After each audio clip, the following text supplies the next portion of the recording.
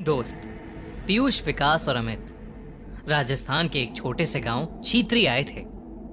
वो लोग अपने बिजनेस के लिए उस गांव में फैक्ट्री डालना चाहते थे, क्योंकि उस गांव में जमीन और मजदूर दोनों ही काफी सस्ते थे। उस गांव में अमित ने होटल सोलफुल में रुकने का बंदोबस्त किया था। होटल सोलफुल एक छोटा सा होटल था। कोई आलिशान पत्थर नहीं थे उसमें, बस ईंट से बनी सफेद रंग की एक मंजिला इमारत और नीचे खाने का एक वेज रेस्टोरेंट, जिसमें भी टेबल और दरवाजों पर धूल लगी हुई थी, जैसे वहां का चूल्हा हफ्तों से जला ही नहीं था। जैसे ही वो लोग होटल पहुंचे तो उन्होंने देखा कि वहां कोई स्टाफ ही नहीं था। बस वॉचमैन के नाम पर एक बूढ़े से चाचा बैठे थे जो अपनी बीड़ी पी रहे थे। पीयूष और विकास दोनों ही अमित को डांटने लगे, क्योंकि होटल बुक करने की जिम्मेदारी अमित की थी और वो होटल एकदम थर्ड क्लास लग रहा था। उनकी बातों को सुनते हुए वो वॉचमैन चाचा उन तीनों के पास हंसते हुए आए और उनसे पूछने लगे कि क्या वो होटल सोलफुल में ही रुकने वाले हैं। उन तीनों ने सर हिलाकर हाँ कहा और चाचा जोर से हंस पड़े। हंसते हंसते ही फिर उन्होंने चलना शुरू किया और कुछ गुनगुनाते हुए वहां से चले गए। उन तीनों ने उस वॉचमैन चाचा को पागल समझकर उनकी बात पर ध्यान नहीं दिया। तभी रिसेप्शन पर एक आदमी आया, छोटे कद का, घनी मूंछों वाला। उसने उन्हें रूम की चाबी दे दी। वो लोग ऊपर अपने कमरे में गए, अपना सारा सामान रखा और कुछ देर आराम करने लगे।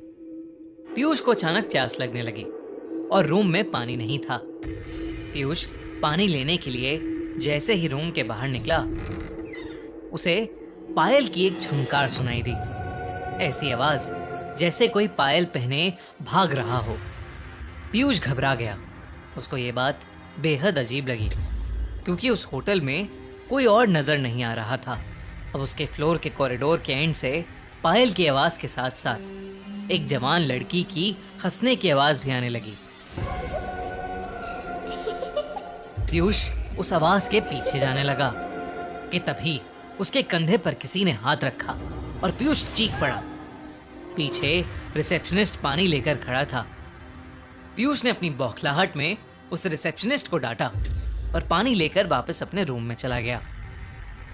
देर रात विकास रूम के बाहर होटल की बालकनी में खड़ा अपनी गर्लफ्रेंड से बात कर रहा था। उस बालकनी से हाईवे का लंबा रास्ता साफ दिखाई देता था। अचानक उस रास्ते पर एक एक्सीडेंट होता हुआ दिखा। विकास चौंक गया। वो नीचे दौड़ लगाने के लिए जैसे ही मुड़ा तो उसके पीछे सफेद कुर्ते में एक बूढ़ा आदमी खड़ा था। उस आदमी की लंबी सी सफेद दाढ़ी थी और मुंह पर ढेर सारी झुर्रियां थीं। विकास उस आदमी को देखकर घबरा गया था, क्योंकि वो आदमी सिर्फ हाईवे की ओर देखकर मुस्कुरा रहा था। फिर अचानक से उसने विकास को देखा और उसने हंसना बंद कर दिया। वो आदमी जैसे ही विकास की ओर बढ़ा, विकास डर कर अपने रूम में आ गया। रूम में आकर जब उसने अपने रूम की खिड़की से उस हाईवे पर देखा तो वहां कोई एक्सीडेंट नहीं हुआ था। अगले दिन तीनों फैक्ट्री की साइट देखने के लिए निकले, लेकिन गाड़ी शुरू होकर थोड़ा आगे ही बढ़ी थी कि अचानक बंद पड़ गई। साइट जाने के लिए कोई बस या सवारी भी नहीं थी, तो उन तीनों ने रिसेप्शनिस्ट के कहने पर शहर से एक मैकेनिक को बुलाया। 3 घंटे बाद जब मैकेनिक आया तो उसने थोड़ी देर तक गाड़ी को देखने के बाद कहा कि गाड़ी को वर्कशॉप ले जाना होगा। वो तीनों मैकेनिक के साथ ही टो करने वाली गाड़ी में चले गए और साइट पर उतर गए।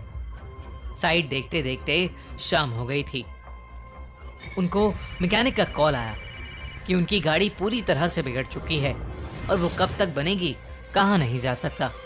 अब उन्होंने वापस जाने के लिए एक ट्रक वाले से बात की और उस ट्रक वाले को होटल पर खाना खिलाने का लालच दिया। लेकिन जब उन्होंने उस ट्रक वाले के सामने होटल सोलफुल का नाम लिया, तब वो ट्रक वाला बेहद घबरा गया। उस ट्रक वाले ने उन्हें बताया कि होटल सोलफुल में भूतों का बसेरा है। उसने कहा कि होटल सोलफुल एक कब्रिस्तान पर बनाया गया था। एक नहीं बल्कि 100 से भी ज्यादा भूत वहां रहते हैं और इसलिए वहां कोई भी नहीं जाता। पीयूष और विकास के साथ हुए हादसों ने उन्हें सोचने पर मजबूर तो किया, पर अमित भूत प्रेत और सुपर नेचुरल चीजों में नहीं मानता था। उसने ये बात रफा दफा कर दी और ट्रक ड्राइवर से कहा कि वो उन्हें होटल से थोड़ा दूर ही उतार दे। बहुत मनाने के बाद वो ट्रक वाला मान गया और वो तीनों जैसे तैसे होटल पहुंचे। देर रात हो चुकी थी और तीनों कमरे में आराम कर रहे थे। अमित भी लेटे लेटे अपने फोन से खींची फोटोज देख रहा था, लेकिन अचानक वो उठकर बैठ गया। ऐसा लग रहा था जैसे उसके होश ही उड़ गए हों। उसकी तस्वीरों में उनके ही कमरे में कई सारे बच्चे दिखाई दे रहे थे। वो बच्चे शायद जो उस होटल में बसे भूत थे। अमित के हाथ पांव ठंडे पड़ गए। उसने पीयूष और विकास को जब फोटोज के बारे में बताया तो वो तीनों बहुत घबरा गए। वो उस होटल के रिसेप्शनिस्ट को ढूंढते हुए नीचे आए, लेकिन रिसेप्शनिस्ट का नामो निशान ही नहीं था। वहां उन्हें वो बूढ़े चाचा बैठे हुए मिले। उन्होंने ये सब उन बूढ़े चाचा को बताया तो उस बूढ़े चाचा ने हंसते हुए कहा कि जब वो होटल के अंदर आए थे तो 4 आत्माएं तो उनकी गाड़ी के ऊपर ही बैठी हुई थीं। उन्होंने बताया कि होटल सोलफुल में पिछले 18 सालों से भूतों का साया था।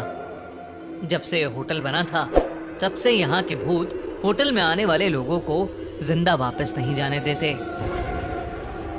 किसी के एक्सीडेंट्स करवा देते हैं तो किसी को आत्महत्या करने पर मजबूर कर देते हैं। फिर होटल की बालकनी की ओर इशारा करके उन्होंने बताया कि वहां देखो, वो सफेद कुर्ते में एक बूढ़ा आदमी खड़ा है।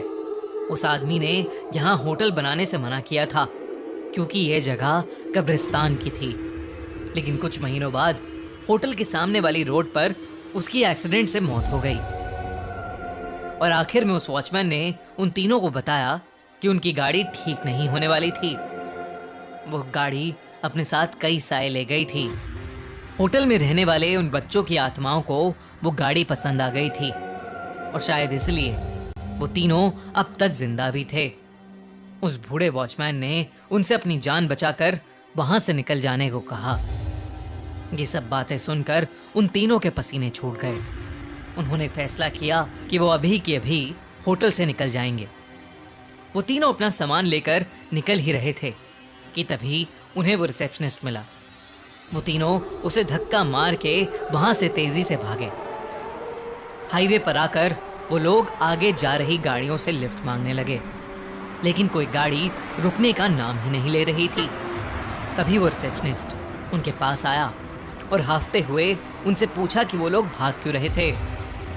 रिसेप्शनिस्ट उन्हें होटल में वापस अंदर आने के लिए कहने लगा और तब अचानक से हवा के झोंके से उसका मफलर उड़ गया और उन तीनों को उसके गले में फांसी के फंदे का निशान दिखाई दिया। उन तीनों के पैरों तले जमीन खिसक गई।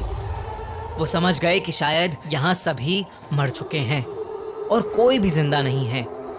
तीनों डर के मारे हाईवे के रास्ते पर भागने लगे। भागते भागते जब कुछ दूर तक पहुंच गए तो उन्होंने पीछे पलट कर देखा।